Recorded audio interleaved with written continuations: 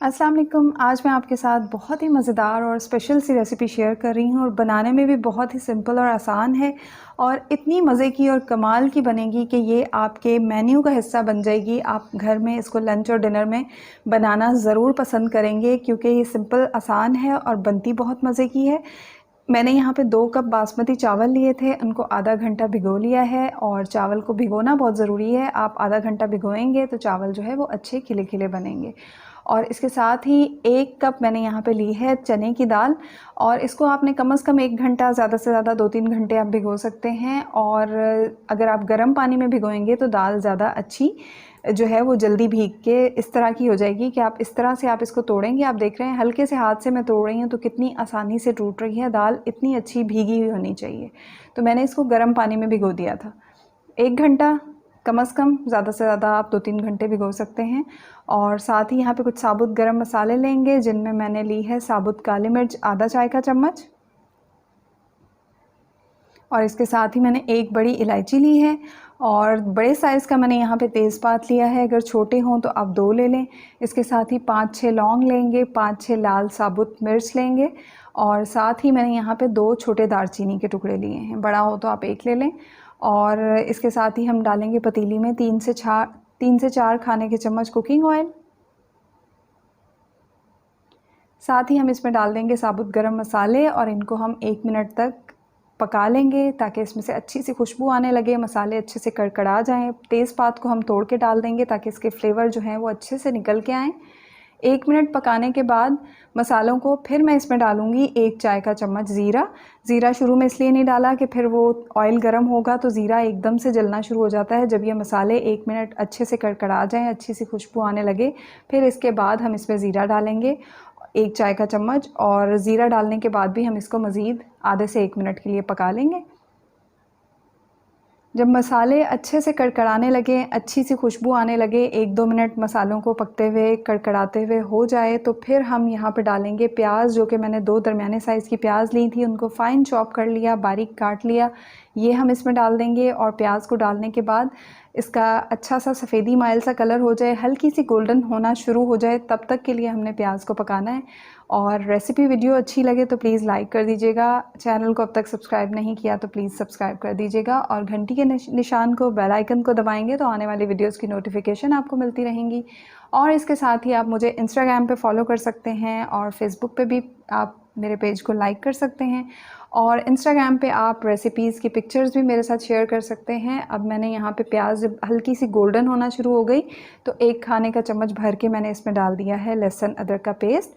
आधे से 1 मिनट के लिए इसको पका लेंगे और फिर हम इसमें शामिल कर देंगे हरी मिर्चें। मैंने यहाँ पे 4 हरी मिर्चें ली हैं। आप ज़्यादा मिर्चें खाते हैं तो ज़्यादा डाल लें, कम खाते हैं तो कम डाल लें। और 3 को मैंने 2 टुकड़ों में काट लिया और 1 मैंने साबुत डाल दी है। मिर्चें डालने के बाद 1 मिनट हम इसको मज़ीद पका लेंगे और इसके बाद हम इसमें डाल देंगे टमाटर। 2 दरमियाने साइज़ के टमाटर लिए थे मैंने, उनको बहुत बारीक बारीक काट लिया है। ये डालने के बाद साथ ही हम इसमें डाल देंगे 1 से 1.5 चाय का चम्मच नमक, या आप अपने टेस्ट के मुताबिक डाल लें। नमक साथ ही डालने से ये होगा कि टमाटर बहुत जल्दी से सॉफ़्ट होके बहुत जल्दी से कुक हो जाएंगे। तो टमाटर के साथ नमक डालेंगे तो बहुत जल्दी ये जो है पक जाएंगे, सॉफ़्ट हो जाएंगे।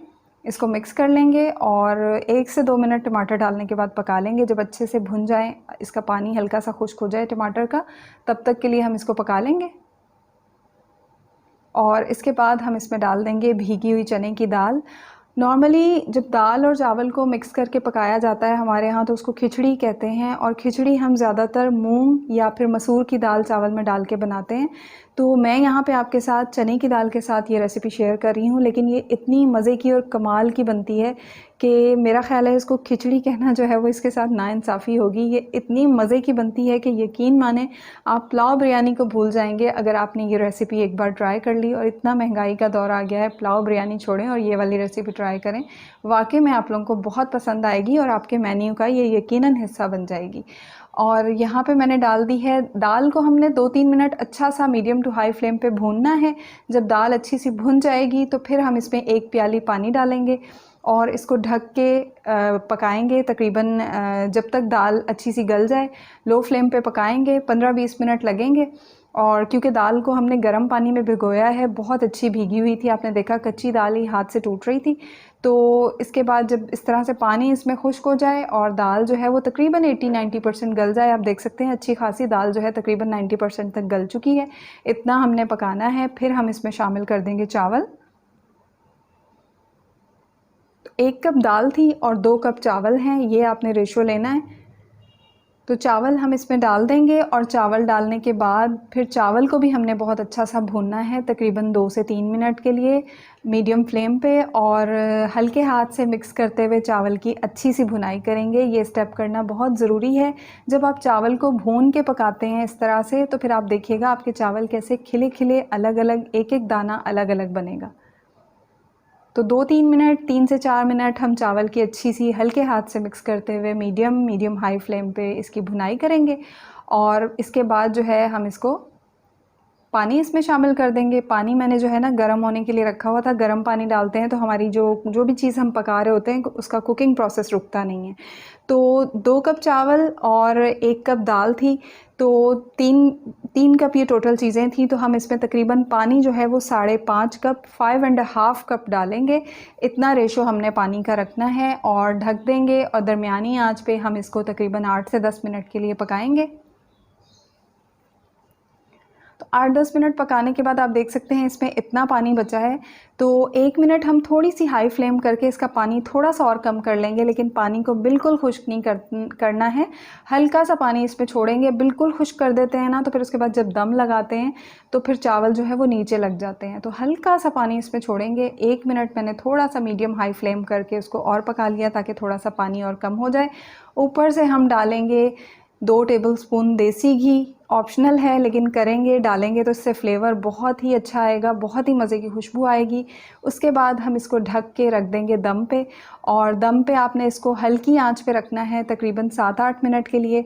और 7-8 मिनट हल्की आंच पे दम पे रखने के बाद आप इसका चूल्हा बंद कर देंगे, लेकिन 10-15 मिनट आप इसको ऐसे ही ढके रहने दीजिएगा। 10-15 मिनट ढके रहने के बाद आप इसका दम खोलिएगा। तो 7-8 मिनट आपने लो फ्लेम पे दम पे रखना है, उसके बाद चूल्हा बंद कर देना है और फिर 10 से 15 मिनट आपने इसका ढक्कन नहीं उठाना है बंद चूल्हे में।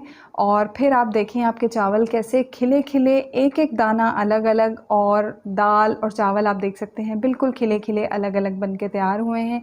बहुत ही मज़ेदार ये दाल चना पुलाव, मैं तो यही कहूँगी खिचड़ी नहीं बोलें इसको, पुलाव बोलें, क्योंकि इसका टेस्ट जो है वो बिल्कुल पुलाव बिरयानी की टक्कर का है। बहुत ही मज़े का टेस्ट बनता है और बन के तैयार होता है। ऊपर से आप बारीक कटा हुआ हरा धनिया और पुदीना छिड़क के इसको सर्व करें। बहुत ही मज़ेदार बनता है। अपने मज़ेदार पसंद के रायते के साथ इसको सर्व करें। रेसिपी अच्छी लगे तो लाइक कर दीजिएगा और दुआओं में याद रखिएगा। अल्लाह हाफ़िज़।